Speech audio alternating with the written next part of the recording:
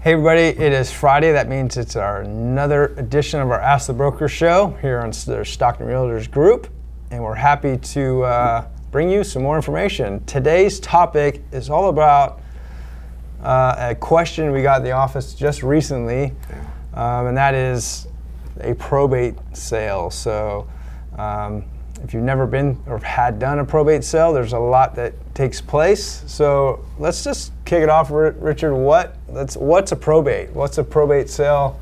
And so we can tell them. And that was the question. What is a probate sale? Well, a probate sale is basically where the owner of the house has passed away. You know, it's that simple, but then it gets more complicated after. So here's three brothers, and now are we the owners? No, because they turn around and try to sell it today. They can't because their name isn't on title. Yeah. So what do you have to do to get that changed? You have to do probate. And how's the best way to do that? With a probate attorney. Yeah. So what's the process of probate? Well, you get the attorney. He collects the information, kind of who's the heirs, who's this. He puts his, let's call it a case together. And then he goes in front of a judge, and the judge says, well, yeah, it looks like you did everything right. And a probate attorney that's any good is going to know how to do it right. Get the right people, get the paperwork where you can get those three brothers that now own the house, but not legally yet, the paperwork done where you can get their names on the title, where they can now sell it for the money that they're waiting for. So that's kind of it. I mean, it goes longer than that. Even when you write an offer, you have to write an offer on a probate offer, and you have to also have it contingent on probate court acceptance. So the seller, the sons, or the one son that's designated, approves it. You're not approved, just like on short sales and other things. Now it has to go to court and be approved again. Are they usually approved if the probate attorney did things right? Yeah. Yeah. What have you experienced with that? Well, in addition to the probate offer, there's certain disclosures that aren't required either, because oftentimes the people who are now selling the home, the sons in this case, may have never lived in the house. So there's certain disclosures that aren't needed. Check with your broker on that. But my thought, and this is actually an attorney question, but from what I know of it, it's like, okay, well, how do you avoid going through the court process, the probate court procedures, I see. Yeah.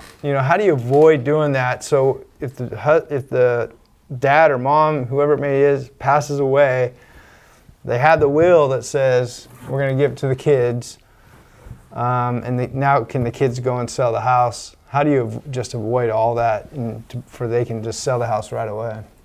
Well, with the will and what's the other? A trust?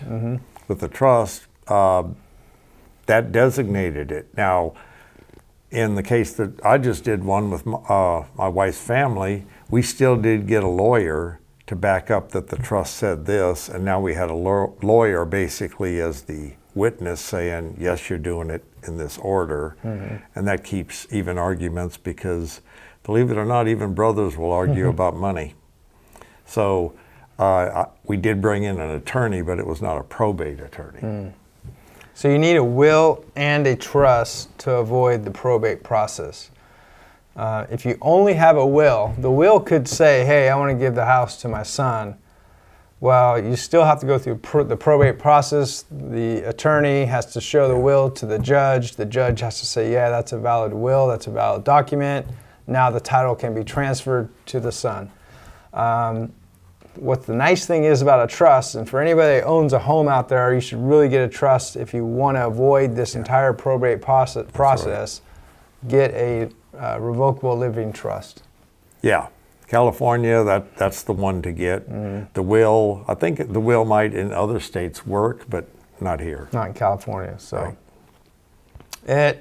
in total, it could be a lengthy sale just because of all the court proceedings needed to take place. So if you're a buyer of a probate home, make sure you have that patience. If you're an agent representing a buyer on a sale of a probate, make sure you explain that this could be a lengthy process. I don't know. I've had escrows, that court process go 60 days before it gets a final approval. So, well, that brings up, if you have the buyer, ask that question. Have you kind of done all the paperwork and you're ready for when you get this offer to just hand it in for approval? Or are we 2 steps back? And that would make it way longer. So if they are to the point, if we accept one, our attorney can get into the court, in this much time, and probably now it's a little longer, but that will save you a lot of time and frustration. Yeah, definitely. Well, you guys, I think that's enough on the probate topic for today.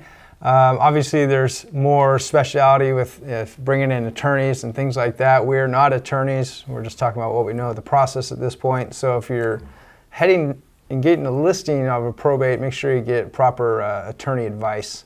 That's what I'd say. So thank you guys so much for watching the Ask the Broker show. It comes out each and every Friday right here in Stockton Realtor, so make sure you tune in next week. Thanks, you guys. See you then.